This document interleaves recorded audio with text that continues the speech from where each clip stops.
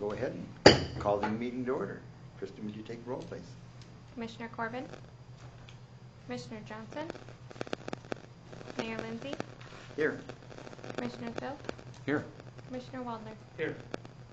Okay. You have before you the agenda for this evening. Make a motion we approve the agenda for this evening. Second. We have a motion and a second. All those in favor signify by saying aye. Aye. Those opposed, same sign. Motion carries. Seeing no appearances or acknowledgments and that, anything that anyone wishes removed from the consent calendar? Make a motion we approve the consent calendar. Second. We have a motion and a second. All those in favor signify by saying aye. Aye. Those opposed, same sign. Motion carries. Seeing no old business under new business. Authorize the mayor to sign the letter with Fusion Automation, the 2017 Electric Distribution Conversion Project Extension. And Brad, I'm going to ask you to go ahead and explain this one. We hired Fusion Automation back in late April, early May, to do the upgrade project for this year's electric upgrade. They started in late June and have been making progress since that time. However, the progress has not been adequate to, more than likely, they will not finish the project. Knowing that, they have requested on more than one occasion an extension to the time of the contract. And so in response to that, in the first two responses were made by DGR, our engineers, and in those they specified that they did not meet the technical requirements for a time extension. However, after some discussion, we felt that it was reasonable for us to give them a little bit of time, weather providing and everything, as a gesture of cooperation so that they could make more progress. We want them to get as much done as we can, and if this helps them, gives them a little carrot to move them along, we certainly want to do it.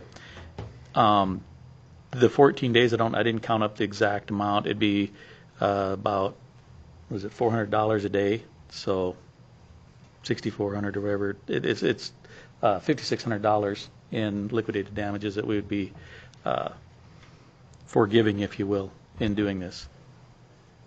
So when, if I may, Mayor, when you said that they may not finish it like entirely, or My best. Are we looking at cutting the contract with them then and dumping them and cut our losses for this year and then make up next year? Or? I would say that there's a very good chance that they will be about 50% done with the entire project. At this point, they've primarily done, they've done primary wire, and they haven't done very much for secondaries. And so that's something that takes, quite a bit of time because you got so many of them. There are a lot of short runs. They started working on those last week, got a fair number of them done. They're going to work on some more this week. They're looking at hiring a subcontractor to do the secondary lines. And then they're going to get into a new area here fairly soon where there's very little secondary work. It's mostly primary work. So they'll get a little bit more done. But even with that, looking at the time frame of the year, La Nina season coming on hard, I don't know that we're going to have a lot more past October 15th to work with before we start seeing the colder weather that could be an issue. So my best guess is it'll be at best 50% of the project will be completed by that October 15th deadline. So do we have any other service level agreement to, I'm not opposed to giving them a little bit more time, but obviously, I'm not happy if they can only complete 50%, if they should never even bid on it. And I think we had this discussion about these guys, and now we're paying for it. And that's Yes, sir. very disappointing. It appears that they bid on more than they can, Yeah. Yep. could handle. Absolutely. In that, but I'm in agreement with Brad in giving an extension, and that for a couple reasons. Number one, they have been doing decent work. The quality's been very good. Yeah, the quality's good. It's just that they're not very quick. Yep. And the other thing is that allows them to get more of it done, so that we have less to deal with next year if they can't get it done before the ground freezes.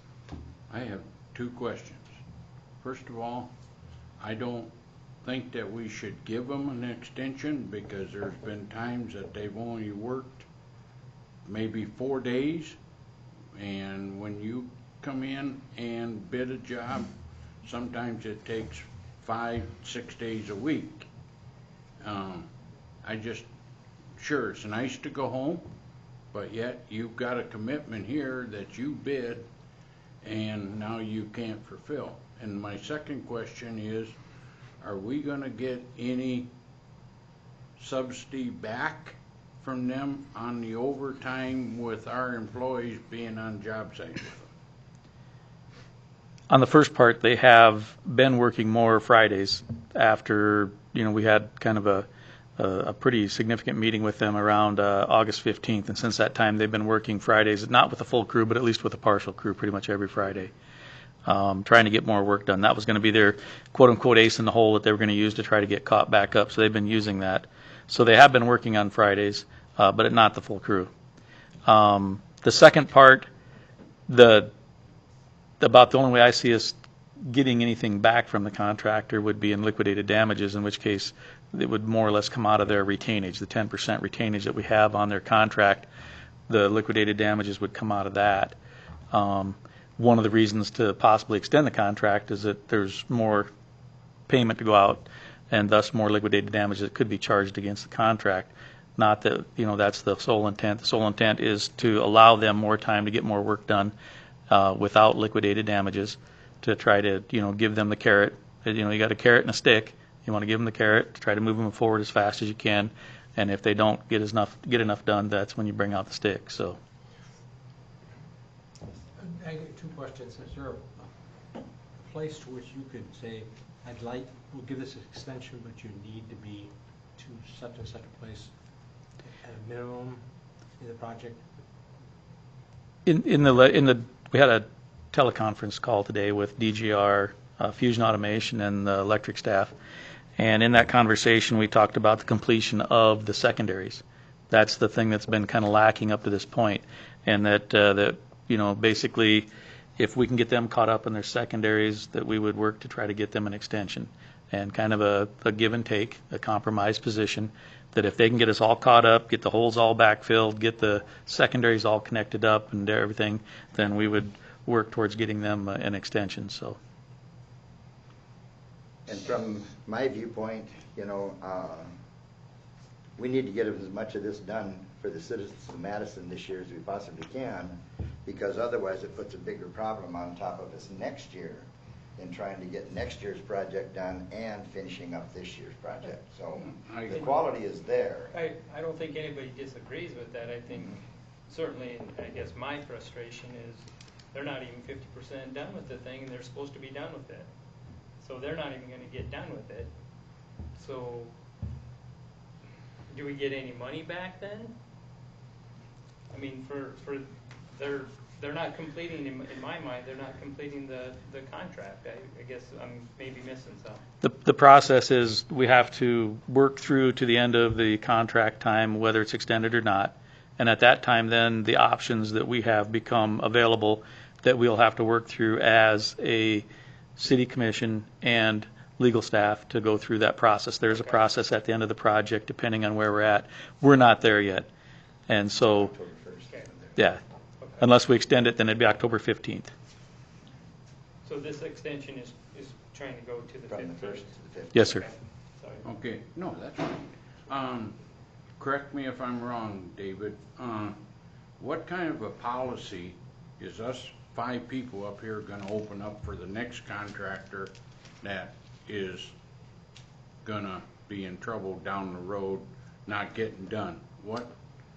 Well, I just don't want to back ourselves up against a wall where we can't turn, and the next contractor says, well, you did it for this guy, now. You're not backing yourself into a legal corner. Contracts are contracts, timelines are timelines. But, Bob, there's always the practical aspect of contracts as well. And certainly someone could wave the flag and say, look, you gave them multiple extensions, why can't I have 1, why can't I have 2, why can't I have 3? But legally speaking, those arguments carry no no weight, no merit. So I'm not worried about it from a legal perspective, but certainly extensions will be remembered by future contractors. Mm-hmm. And if I might, I think the other thing is, it would seem unlikely that we would look at this group again in the future. And if we were to get someone calling us for reports on the work, it would seem logical that they would get an A+ at this point. You know, that's the cost of not getting work done. But I agree with the mayor that I think we have every possible opportunity to get as much done as we can. What's the contract date?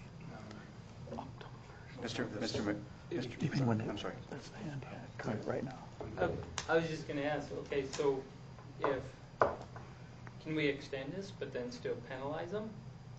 Or once that once October 1st comes, it's game over? This project was supposed to be done on October 1st contractually. Got it. They're asking for 15 extra days. If we grant that 15 days, you have to do it condition and really penalty-free, okay? After that 15 days is up, everything changes. Yep. But for 15 days, don't plan on imposing or effectively imposing many conditions on them, or penalties. Okay. Sorry, Chad. Chad? Yeah, Mr. Mayor. We've had similar on Lewis and Clark, similar questions like Bob had with very large contracts, and early on contractors would push it and such, and then but we help. Every contract has different circumstances, you know, and so that was the experience that we had down there, and I have had projects that I work on often too, and so setting a bad precedent is, well, it could be looked at. Everything has its own circumstances, and I suspect, I apologize, and I didn't talk to you too much ahead of time, Brad, that, you know, if there was some adverse conditions underground, I know with some of the graveling under the creek, this is goodwill that we're showing them. Yes. For some of that, and then. There may be some other benefits later Yeah. with allowing an extension. Yeah. I'll make a motion that we authorize the mayor to sign letter to Fusion Automation 2017 Electric Distribution Conversion Project Extension. Second. We have a motion and a second. All those in favor, signify by saying aye. Aye. Those opposed, same sign. Aye. Okay, note. And Mr. Mayor, one last discussion item is just that, you know, hopefully they can watch this, or if they don't, we'll leave it up to you to convey to them that we want to see some action out of this. So, thank you. Yes, sir. Motion passes.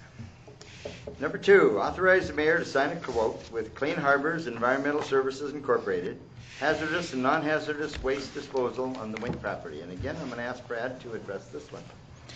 Well, this one in the military, when you have somebody that's trying to qualify on a range and they have a misfire or something like that, they call alibis. This is an alibi.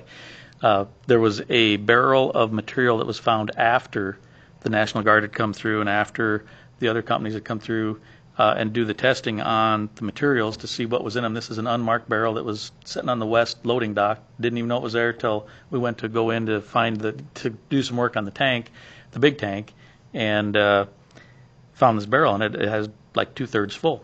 No markings, no nothing, just a barrel full of something. And so it has to be tested before we can dispose of it. Contacted the two companies. They both said, well, when we come out there, we'll have a test kit. We'll check it for you. And when they both got here, they said, well, nobody told us about this, so we didn't bring anything. We're not prepared to test it. We're not prepared to do anything with it. Contacted the National Guard. They said, well, because it's not any life-threatening or anything, we can't do that. The last time we did it was we were on our annual training, which worked out great. We were able to tie it into annual training. We didn't have to meet the other requirements of our charter, if you will. And in this case, they had to meet the requirements of their charter, which was there was no life-threatening, no immediate spill or anything like that. So they weren't able to do it. So went back to Clean Harbors and contacted them to see what it would cost to do this. And what they proposed was having this agreement set up while we're doing the deconstruction, kind of hold on to any materials that we find, and if we find something in the areas where we couldn't physically go, because there were multiple areas in the building we couldn't go because of the structural integrity was not adequate. And if we find anything there, he said, then you can add that to this and have that as part of this, and we'll be able to take care of it at that same time. So it'll be kind of a double duty quote that if we find anything else, they'll come out and test that at the same time and take care of it. So that was kind of the purpose of this. One to catch the alibi, the other one to catch anything that comes up during the deconstruction demolition. Questions at all?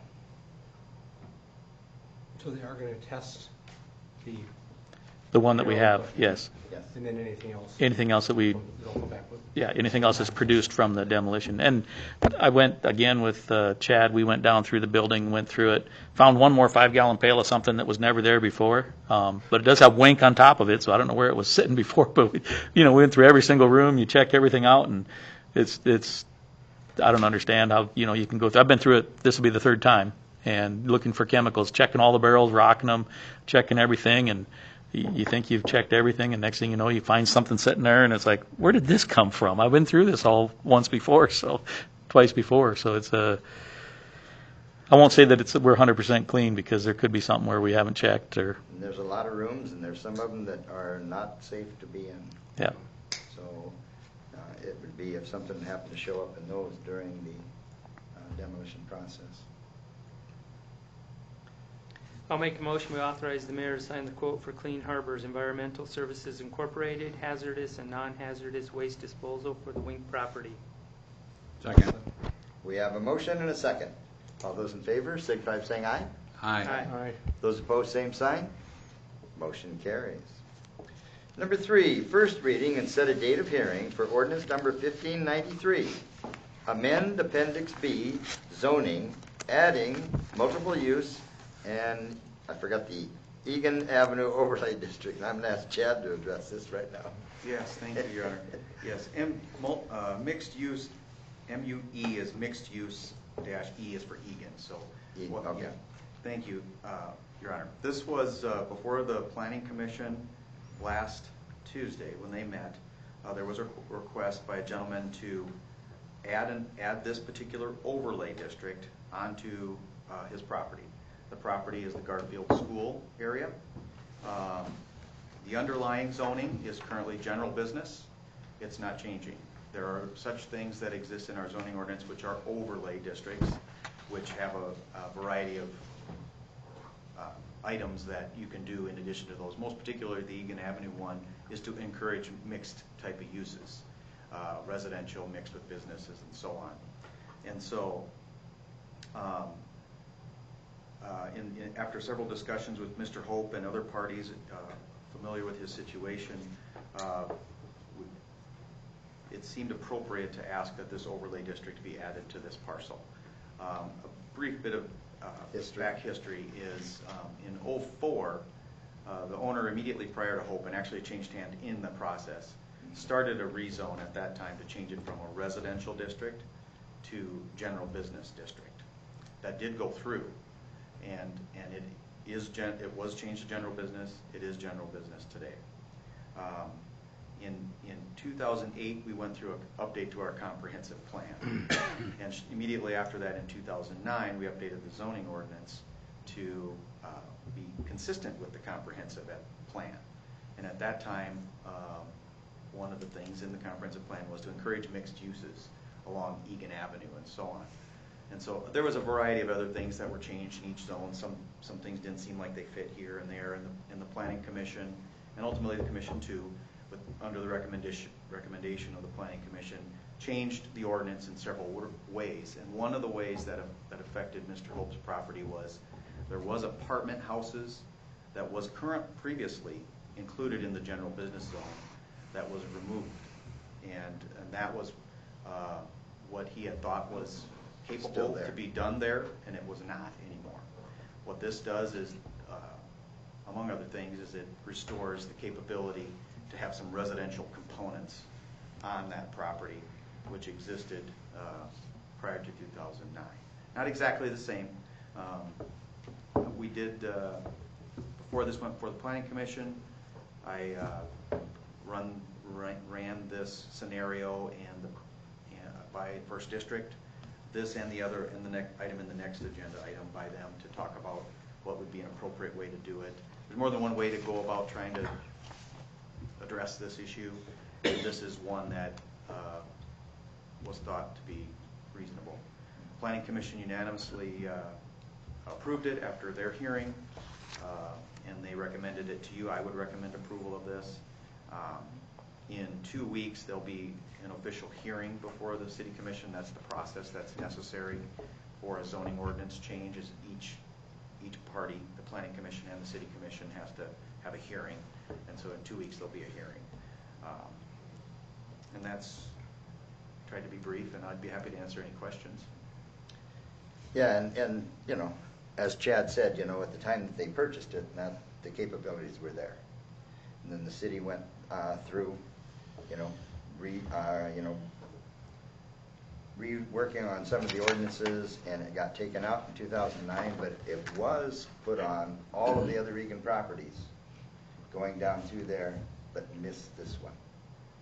And it didn't show up until after the sale on this piece of property. So that's why we're here and going through the proper channels to revise the ordinance. I'll approve the first reading and set a date of hearing Monday, October 2nd. Monday, October 2nd for ordinance number 1593, amend Appendix B zoning, adding MUE Egan Avenue Overlay District. Say that really fast 10 times. Absolutely. Do we have a second? I'll second it. We have a motion and a second. All those in favor signify by saying aye. Aye. Those opposed, same sign. Motion carries.